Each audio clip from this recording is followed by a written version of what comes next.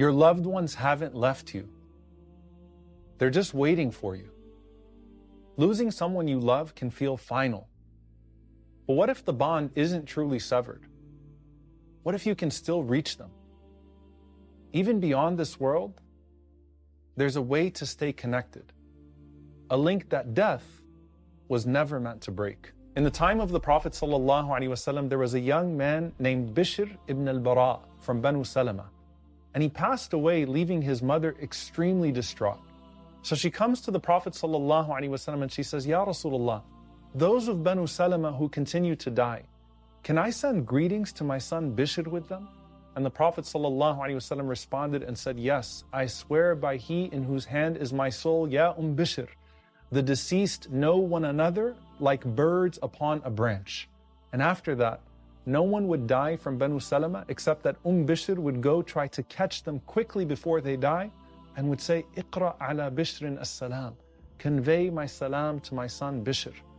I always tell people who lose their loved ones, think of yourselves merely at a station, and your loved one has gone one station ahead.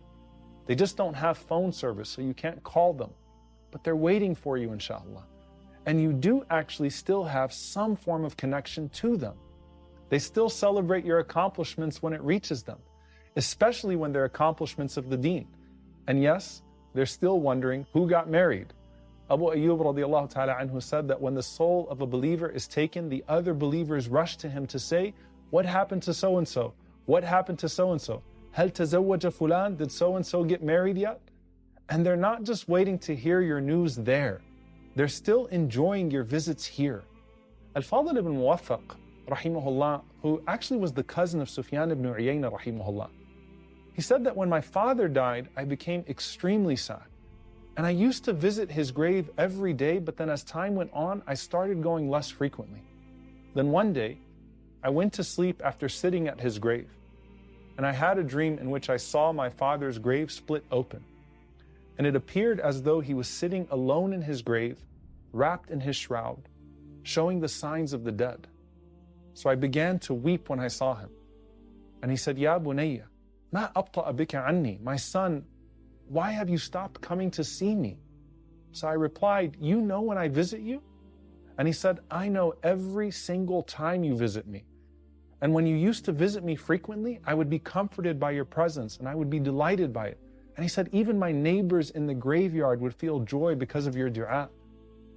And even if you can't visit, your du'as and your deeds for your loved ones are far greater than any gifts you could have given them in this life. You were given life in the womb of your mother, and now you can give life to her grave with your dua. It may be that your father once furnished your home here, and now you can furnish his home there with deeds on his behalf. And just as your parents used to spend everything on you, now you can spend on them too. And if they could speak to you, that's all they would ask for. Aisha radiallahu anha says that a man came to the Prophet sallallahu alaihi wasallam and said, my mother passed away. And I believe that if she could still speak, she would give charity. So can I do so on her behalf? And the Prophet ﷺ said, of course. And this isn't just for your parents, but for all of your loved ones. And as we think about what makes the next station comforting, it's not just knowing that they're waiting ahead of us, but hopefully they would have received the gifts that we sent before we even got there. And for the one who had no believing family waiting at that station, you will still have the best of the family that you chose in their place. The Prophet ﷺ and his Sahaba, who are now your new family. Which, by the way, do we get new family in the Barzakh? One of the du'as that we make for the deceased is, وَأَبْدِلْهُ دَارًا خَيْرًا مِنْ دَارِي وَأَهْلًا خَيْرًا مِنْ أَهْلِي وَزَوْجًا خَيْرًا مِنْ زَوْجِهِ. Replace him with a home better than his home, with a family better than his family, and with a mate better than his mate. Mullah Ali Qari rahimahullah says that family here means that these are the unique companions of the Barzakh. Other scholars said that this isn't a replacement of the individuals, but a replacement of any tensions or bad character that remains back in this dunya.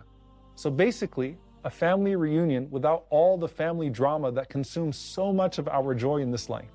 And other scholars say it's all the old and new family that we expect in our new homes in Jannah bi'idhnillah.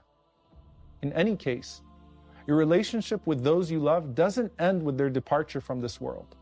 Every dua, every act of charity, every moment that you dedicate to their memory is a lifeline that transcends the grave. You can still be their light, their support, and their connection to what's coming next.